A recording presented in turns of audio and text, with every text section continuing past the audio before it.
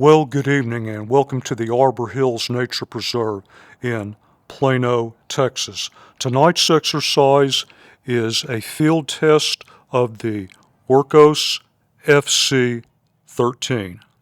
I want to thank Wurkkos for sending me this light and making the review possible. Well, what do we have here? This is my first experience with the brand. I'm going to give you a very brief, and I do mean brief, introduction, and then we will get right to the field test.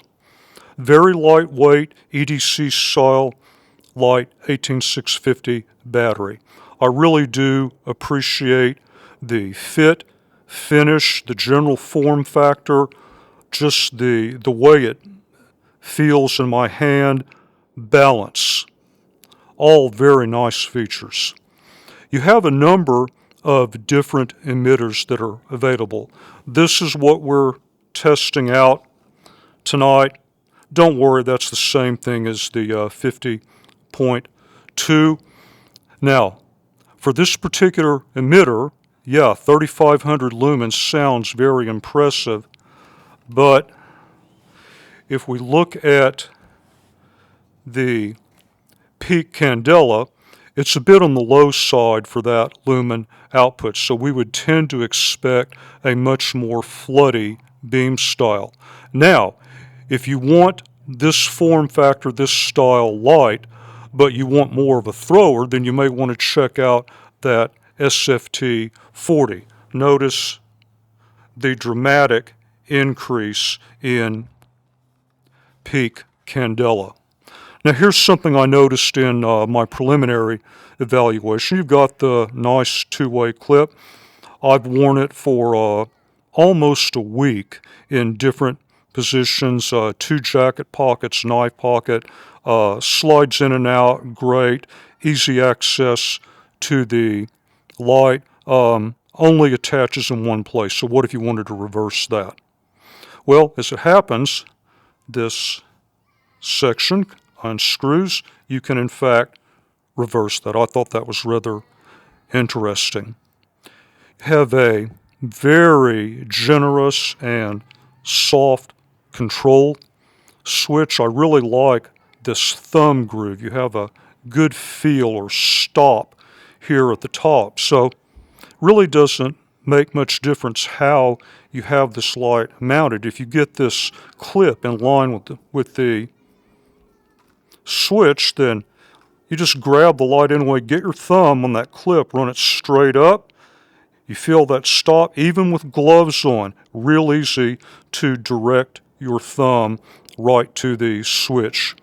If you'd like more of a visual indicator, or you might be worried about placing this in your tent and forgetting where it is, you also have an auxiliary light, and you can vary the color, although that does require you to get into some more advanced aspects of the UI. And this is an Android 2 UI. So it is capable of an unbelievable feature set, although it can be a pretty steep learning curve. Well, the good news is that Android has both a simple and an advanced mode.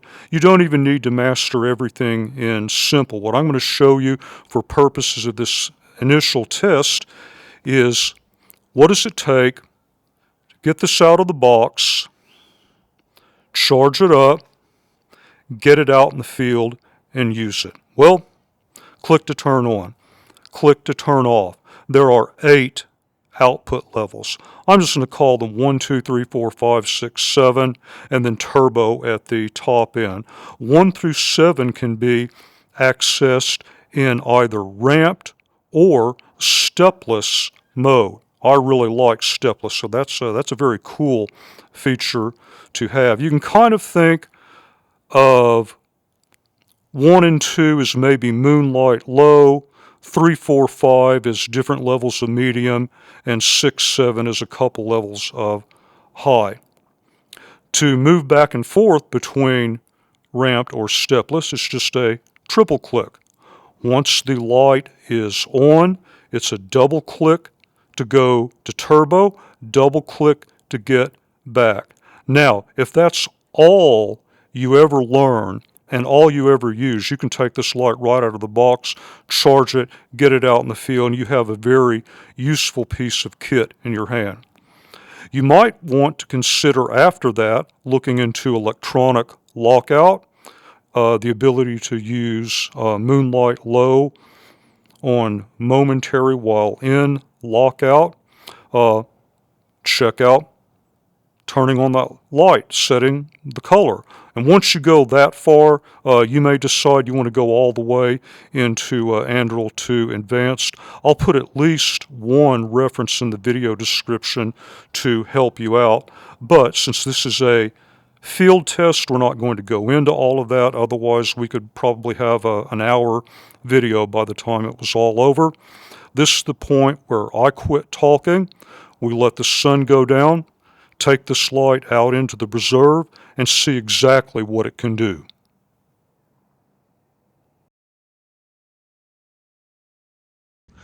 Here we are at the bridge where I normally do output level test and level 1 or ultra low or moonlight or whatever you like to call it. Press and hold, go 1 up into low or level 2.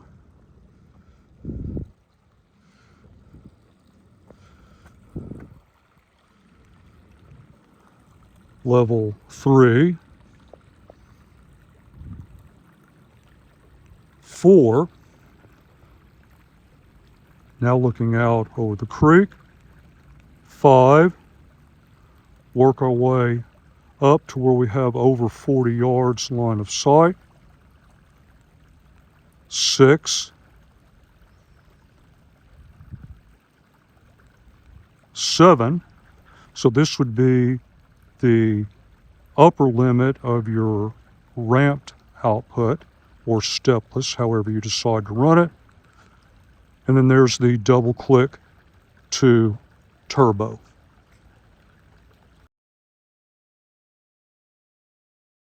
First practical test of the evening.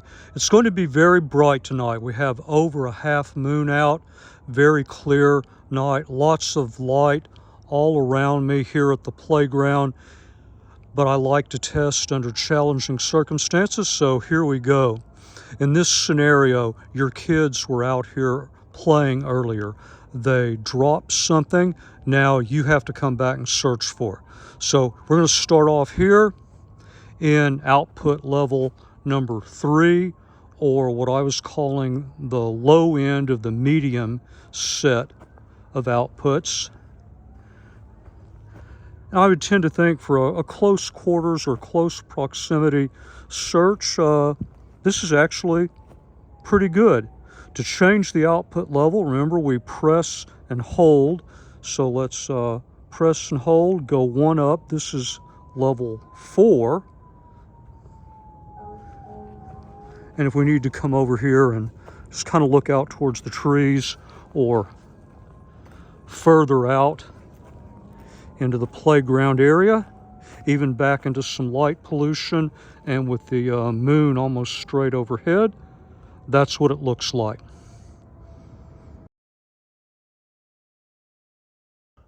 Path following test. If this is the only light you have, what are the lowest levels that you can use to follow a somewhat groomed path? We're in level 4 right now, and this is not bad for looking right in front of you. I can barely see a shadow right there of an area that I may trip, but downrange, I got nothing.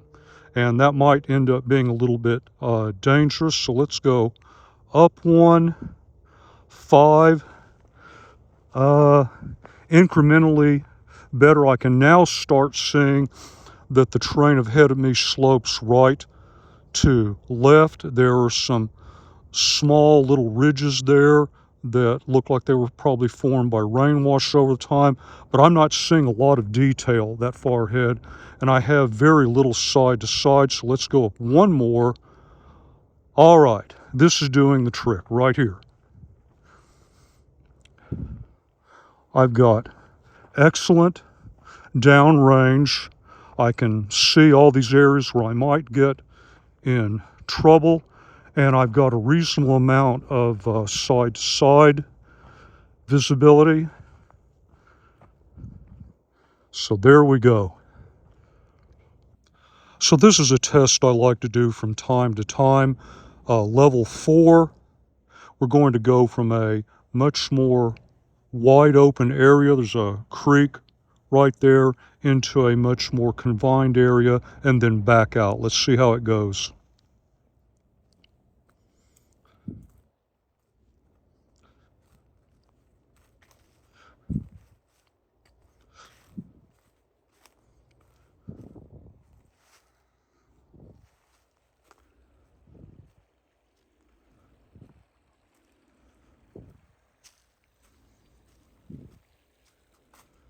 You see we got a dip coming up.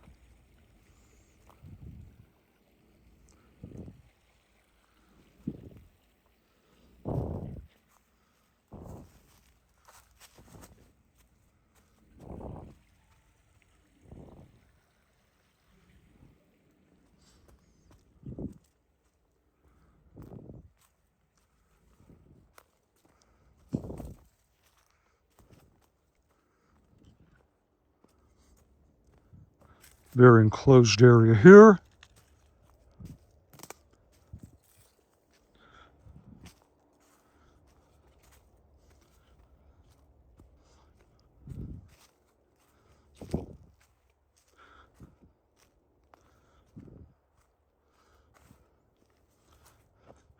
And then back up to the concrete path where it's more open and much brighter. This is level 7, or the top of your ramped outputs, a good 38 yards or more line of sight looking back over that creek we just passed. Then entrance to the outer loop trail. From where I'm standing, not quite 20 to the sign. Continue moving on to the right, and then out to where the concrete path curves off to the right.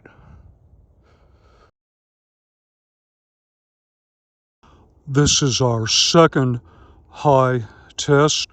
Practical performance of a light depends on a number of features, including most prominently surrounding light pollution and atmospherics. We're looking at 2 tree lines. I can barely see the first at 60, 65 yards, then going out 70, 75 plus. And I can make out that tree there, but I cannot see into the second tree line.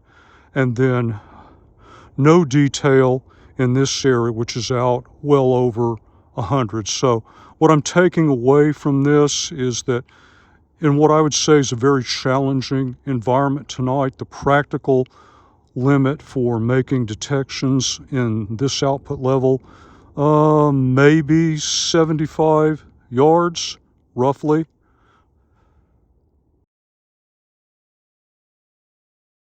And here we go in turbo, beyond that far tree, over 60 yards line of sight. I'll try to hold the light steady and let you see what the side to side is. That's pretty impressive. Like I say, a very smooth, floody beam. You're not going to get a lot of throw from this particular configuration.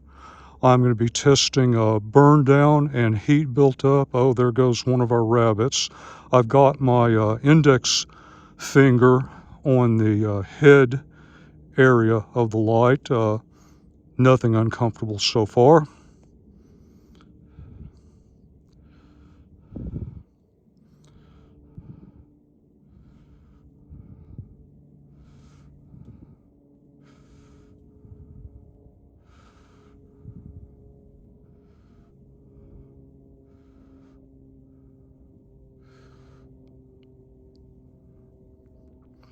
Heat is more noticeable now.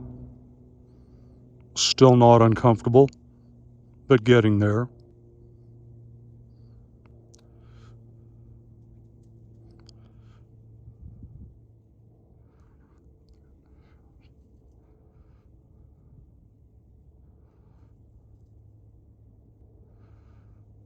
Okay, we're approaching a minute and a half.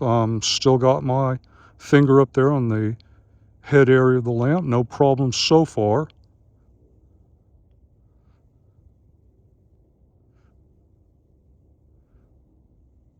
Okay, there we know. It's starting to get significant now.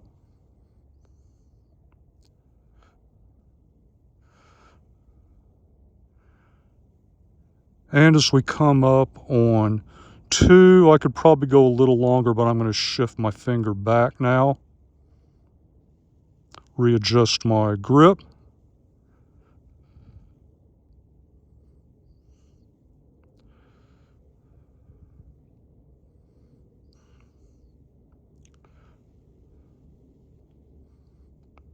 Seems like it's lost a bit.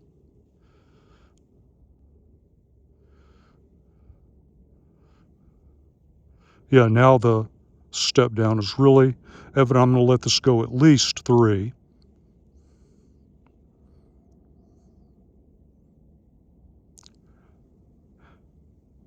And we know we're ramping down because I put my finger back up there, and heat is no problem now.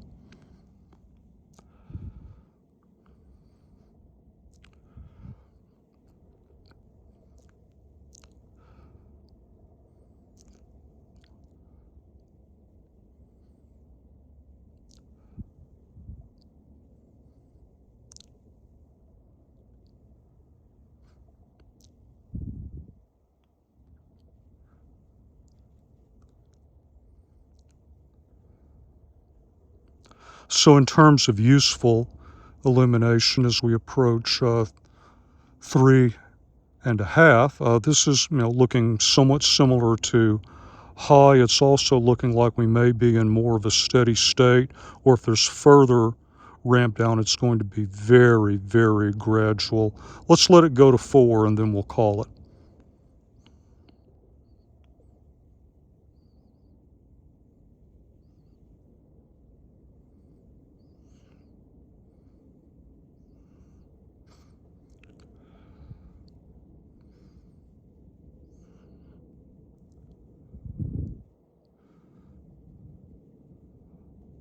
All right, there we go.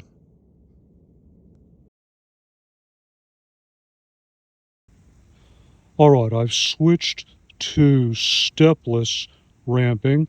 We're on a fairly new piece of concrete in moonlight. I'm going to ramp it up just a little. What I'm looking for is any overt tinning or flickering. Not seeing anything, so let's continue ramping up and all the way out. Now we're up to the equivalent of what we were calling level 7, and line of sight all the way back into that furthest tree line, a good 60 yards. Pan around a bit, and I'll work my way back up to the parking lot where we started, and then we'll close this out for tonight.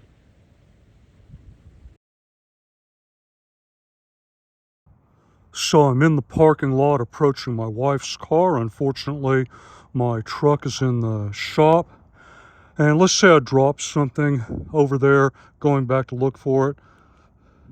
And this is what I like about stepless. That's just about right, but I can go up just a little bit more, really look underneath the vehicle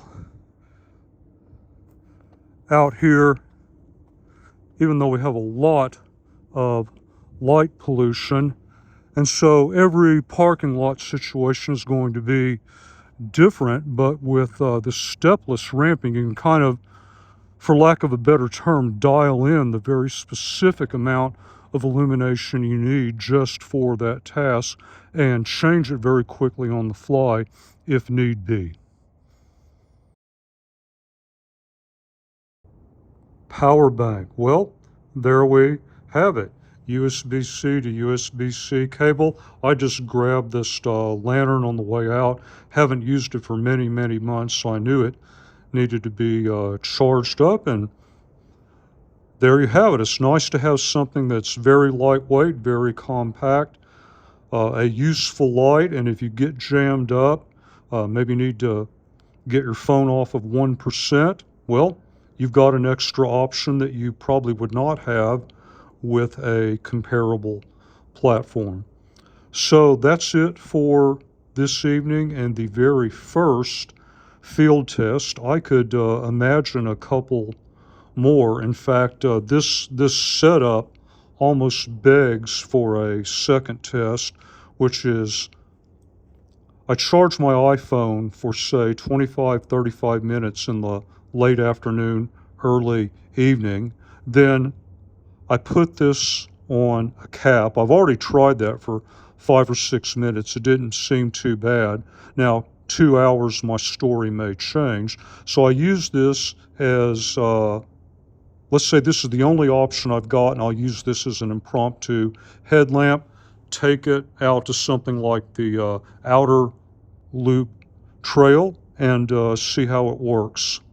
Now, I think you saw tonight, particularly with the bright moonlight, that can be challenging for a more floody style beam. You may be interested in the difference between this and something that has got more downrange punch or more of a thrower. So nice thing about the very attractive price is that if there is enough interest, I might just go ahead and buy that other light. Then we can bring the two out, run them side by side, and see how they compare. That's what I'm thinking about off the top of my head, but what really matters is your opinion and your use cases. So if you would find those valuable, then leave a comment. I'll see what I can do. In terms of the light itself, my basic philosophy is you take a light out in the field, put it in enough realistic conditions, and it ought to be able to sell itself. So hopefully you saw enough tonight to make a decision. If not, again, leave a comment and I'll see what I can do to make up that deficit. But I'm going to go ahead and shut this exercise down for the evening. And as always, until the next review, thank you very much for your time and thank you for watching the video.